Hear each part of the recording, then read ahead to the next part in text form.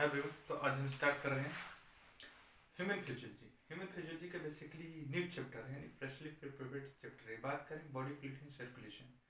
आज जो हम चैप्टर स्टार्ट करेंगे ये क्या होगा, body fluid and circulation new chapter होगा। इससे पहले जो मैंने चैप्टर अभी खत्म किया है उसको जो था chemical coordination and integration. Chemical coordination and integration basically पिछले इस क्लास में मैंने क्या पढ़ा था, थोड़ा सा रिकैप ले लेते हैं आज की क्लास को स्टार्ट करने से पहले, ताकि आपको समझ में आ जाए कि पिछली क्लास में बेसिकली हमने क्या पढ़ा था और आपका रिवीजन भी हो जाए।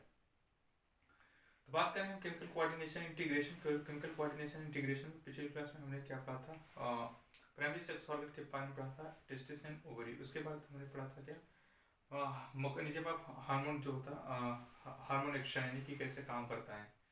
बात करें mechanism of hormone action, hormone basically कैसे काम करते हैं, मैंने पढ़ा था कि हमारे बॉडी में जो होते हैं हार्मोन्स टू टाइप्स के होते हैं। वो क्या होते हैं, प्रोटीन इन नेचर, एक होते हैं steroidal in nature. Protein in nature basically कौन कौन से होते हैं, हाइपोथैलेमिक होते हैं, एड्रिनल कॉर्टेक्स वाले भी होते हैं।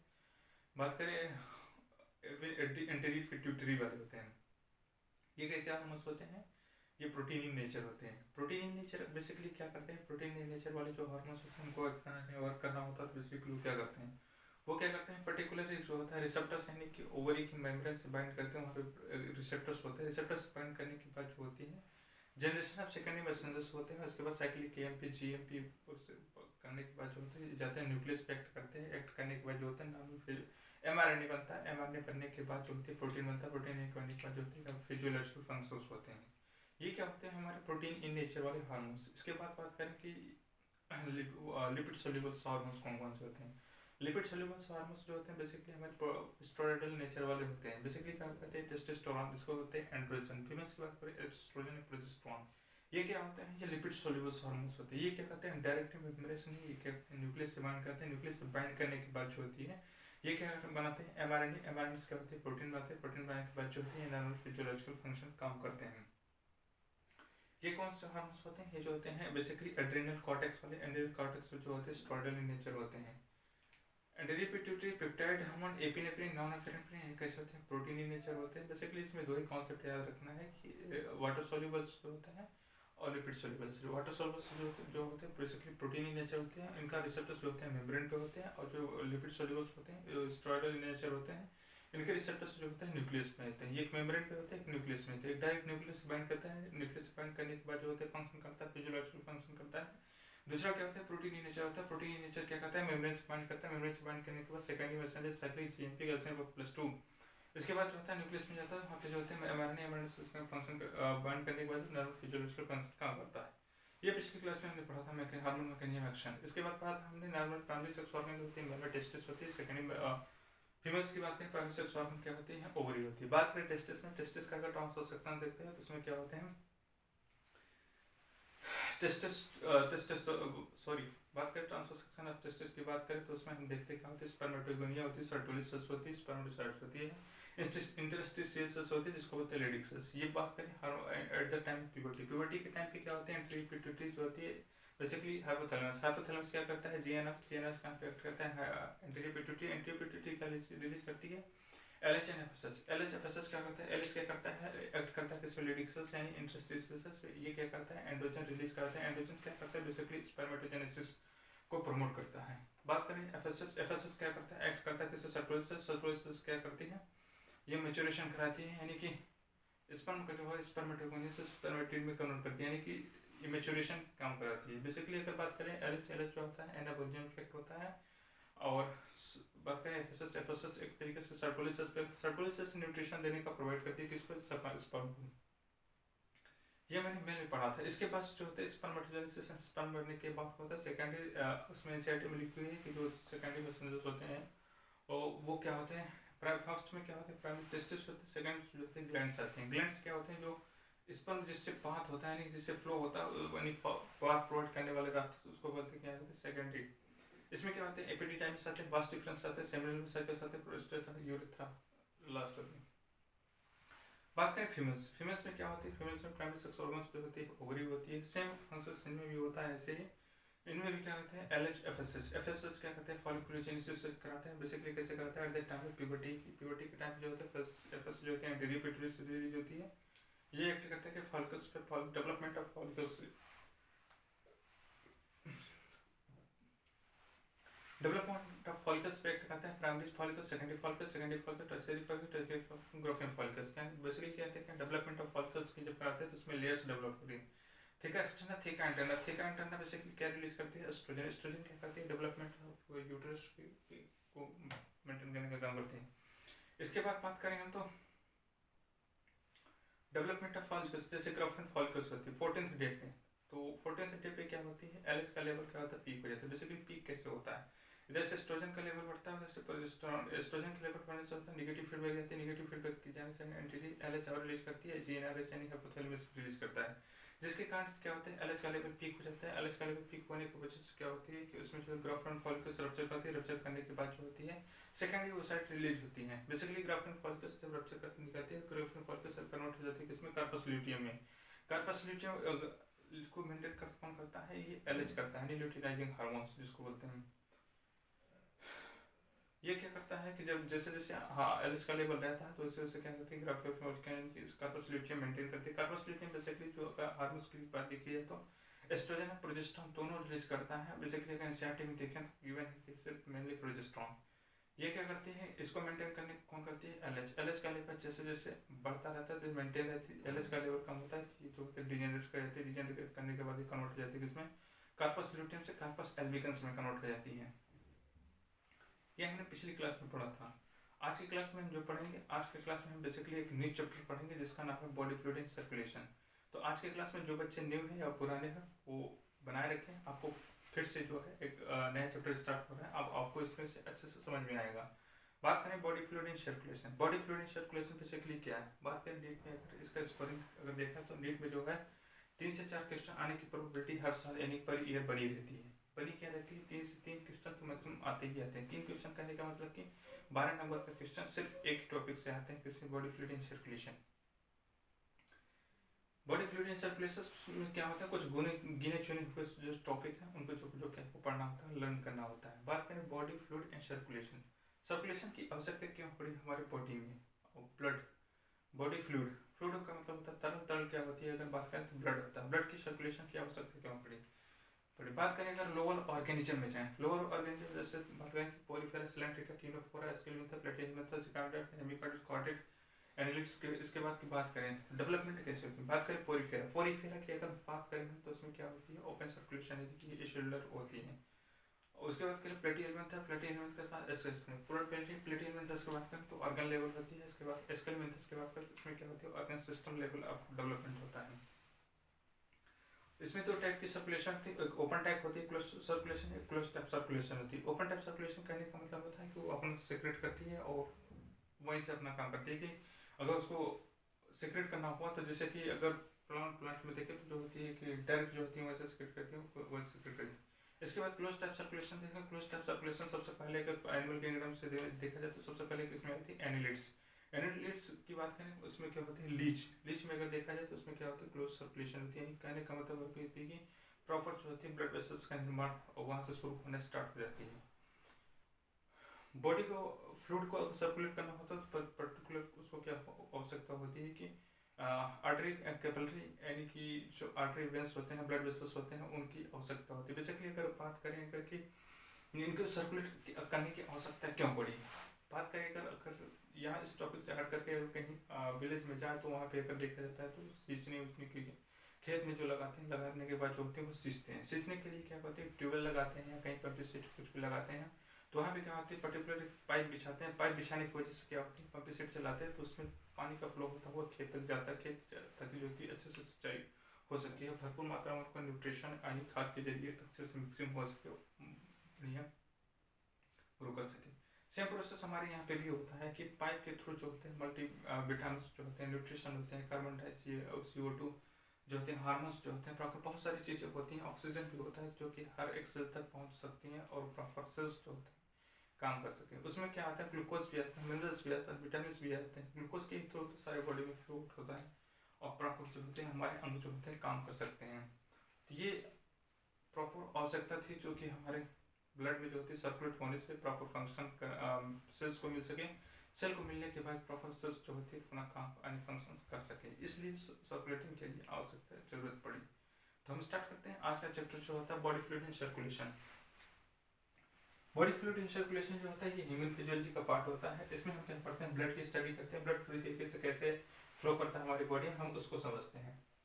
इसमें सर्कुलेटिंग की बात करें तो सर्कुलेटिंग फ्लूइड्स क्या होती है, इसमें ब्लड हो सकता है, लिम्फ हो सकता है, ये दोनों फ्लोट करते हैं हमारी बॉडी में।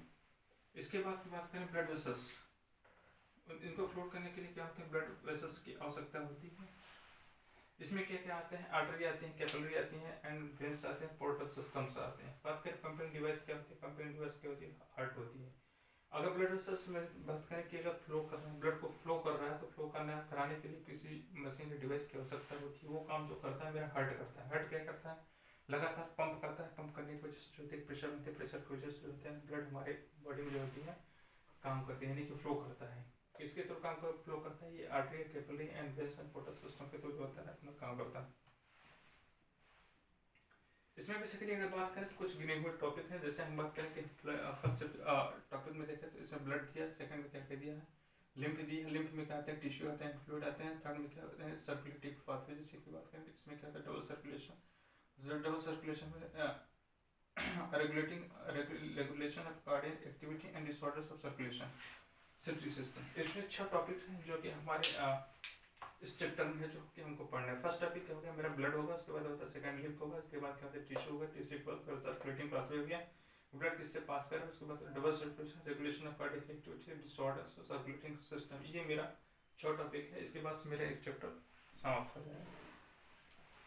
तो आप इसको उतार लीजिए, फिर उसके बाद हम चलते हैं प्रॉपर किसमें, इस चैप्टर में घुसते हैं, फिर देखते हैं क्या है।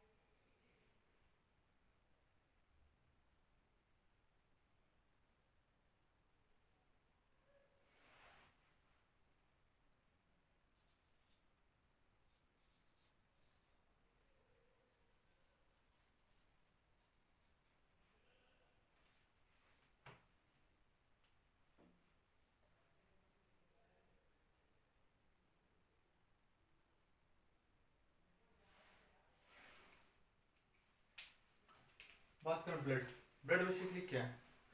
ब्लड क्या करें, फ्लूइड कनेक्टिव टिश्यू जो कि आर्टरी कैपिलरी में जो होती है फ्लूइड सर्कुलेट होती है। इसका ओरिजिन की बात करें, ओरिजिन क्या होती है, ये कैसी होती है, मेसोडर्मल ओरिजिन होती है। स्टडी ऑफ ब्लड को क्या बोलते हैं, हेमेटोलॉजी, यानी कि ब्लड के अगर हम स्टडी बोलते हैं तो उसको बोलते हैं क्या, हेमेटोलॉजी। ब्लड वॉल्यूम कितना होता है, ब्लड वॉल्यूम कहने का मतलब मेल एंड फीमेल्स में ब्लड कितना पाया जाता है। बात करें मेल्स में जो होती है 5.5 मिलीलीटर्स होती है, बॉडी वेट का जो होती है 8% होती है। फीमेल्स जो होती है 5.4.5 मिलीलीटर होती है, 3% ऑफ बॉडी वेट होती है। ब्लड की पीएच की बात करें 7.2 से 7.4 होती है, ये एल्कलाइन इन नेचर होती है। बात करें ब्लड क्या होता है, एक्स्ट्रा सेलुलर फ्लूइड होता है, इंट्रासेलुलर फ्लूइड होता है। ब्लड क्या होता है, एक्स्ट्रा सेलुलर फ्लूइड होता है, कितना बॉडी का होता है 15% होती है। ब्लड क्या होता है, ब्लड एक बफर होता है। ब्लड बफर कहने का मतलब होता है कि एसिडिक एंड बेसिक। अगर हम बफर की बात करें तो हम आगे के वीडियो में पढ़ते हैं बेसिकली बफर्स क्या होते हैं। जो स्ट्रॉन्ग बेस है, स्ट्रॉन्ग एसिड है तो उसको क्या बोलते हैं, बफर बोलते हैं। स्ट्रॉन्ग एसिड वीक बेस हो तो उसको क्या बोलते हैं, एसिडिक बफर बोलते हैं। वीक एसिड स्ट्रॉन्ग बेस हो तो उसको बोलते हैं एसिडिक बफर। तो बेसिकली बफर क्या होता है, बफर से जो होता है स्ट्रॉन्ग एसिड स्ट्रॉन्ग बेस होता है, कंप्लीटली न्यूट्रलाइज्ड प्रोसेस होती है, वो उसको बोलते हैं बफर। तो ब्लड कितना होता है, ब्लड एक बफर, ब्लड क्या है, ब्लड एक बफर है। अब इसको नोट्स कर ले, फिर नेक्स्ट टॉपिक की बात चलते हैं, blood composition.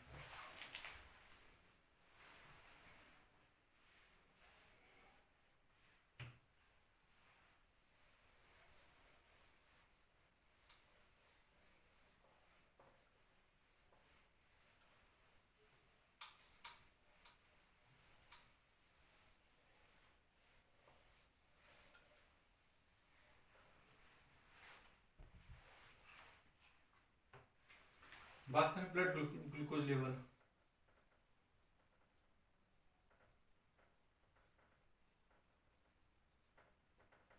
Blood glucose level basically कितना होता है, 80 से mmHg से 100 mmHg ब्लड ग्लूकोज लेवल होता है। ब्लड यूरिया की बात करें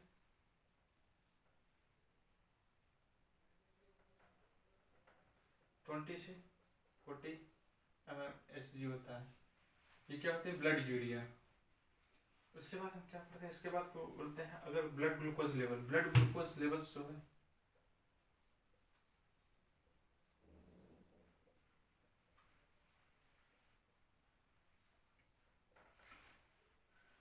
ब्लड ग्लूकोज लेवल अगर बढ़ जाए,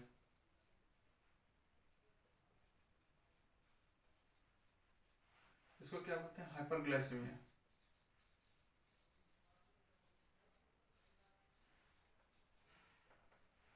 बात करें कि ब्लड ग्लूकोज लेवल कम हो जाए,